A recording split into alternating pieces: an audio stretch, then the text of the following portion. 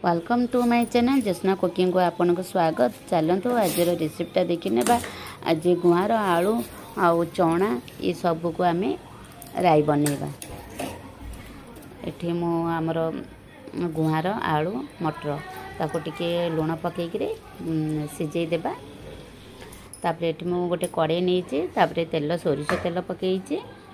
ये सोयाबीन बड़ी मुझे पानी केवल धोईक काटिदेची। मुझे भाजिकी सोयाबीन बड़ी को काटिदेवी। जेहेतु मुझे धोईक ही सब करे, जेहेतु सोयाबीन बड़ी बाहर आसना ड्रस फस लगी तो मुझे धोई देकर ही करे।